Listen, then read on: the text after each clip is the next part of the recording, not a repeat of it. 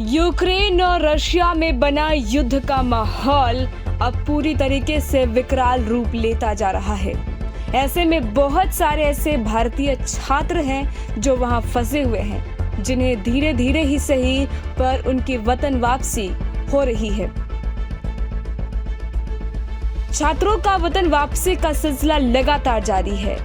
Ukraine में फंसे लखीसराय की रहने वाली 22 साल की शिवानी सकुशल अपने घर पहुंच गई।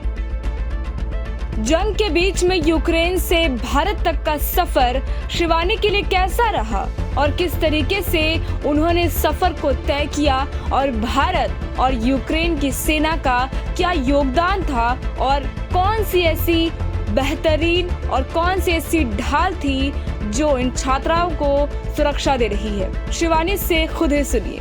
छात्रा हूँ, मेरा नाम शिवानी है। सर 26 तारीख को हमें रोमानिया एयरपोर्ट के लिए निकाला गया था, बॉर्डर के लिए। रोमानिया बॉर्डर से लगभग 12 किलोमीटर पहले हमें बस ने छोड़ा था। वहाँ से 12 किलोमीटर पार करके बॉर्डर में बहुत दिक्कत हुई थी पार करने में। उसके बाद हम रोमानिया बॉर्डर से एक दिन शेल्टर में रहे। शेल्टर में रहने के बाद हमें रोमानिया एयरपोर्ट पे ले जाया गया। फिर हमें वहाँ की टिकट मिली दिल्ली एयरपोर्ट की। फिर सर दिल्ली एयरपोर्ट से हमें पटना एयरपोर्ट तक की भी टिकट मिली थी, हवाई टिकट। उसके बाद सर हमें बिहार सरकार ने बिहार लखीसराय तक हमें छोड़ के गए हैं। सर इन सब चीज़ में भारत सरकार का बहुत बड़ा योगदान रहा। अगर वो हमें सहायता नहीं करते तो हम अभी घर तक नहीं पहुंच पाते सर। धन्यवाद। इसके बारे में शिवानी ने बताया कि युद्ध शुरू होने के बाद हॉस्टल के बेसमेंट के अंदर वो रह रही थी। 26 फरवरी को वेनेत्सिया हॉस्टल से हॉस्टल के कर्मचारी और रोमानिया के बॉर्डर के पास ले गए। वहां से 14 किलोमीटर चलकर रोमानिया के बॉर्डर पर पहुंचे, जिसके बाद उन्हें रोमानिया बुखारेस्ट एयरपोर्ट के समीप एक शेल्टर में रखा गया, जहां से 1 मार्च की रात बाईप्लेन दिल्ली के लिए रवाना हो गई। 2 मार्च को 12 बजे दिन में वो दिल्ली पहुंची। वहां से फिर पटना आई, जिसके बाद उन्हें लखीसराय तक पहुंचा दिया गया।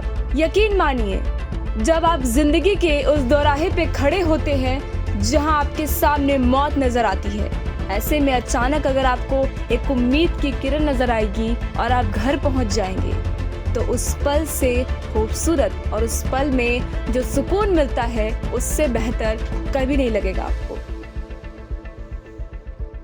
शिवानी के घर पहुंचने पर शिवानी तो खुश है ही, साथ ही साथ उनके परिवार में भी खुशी की लहर दौड़ गई है। वो कहती हैं कि उन्हें उम्मीद नहीं थी कि वो भारत पहुंच पाएंगी।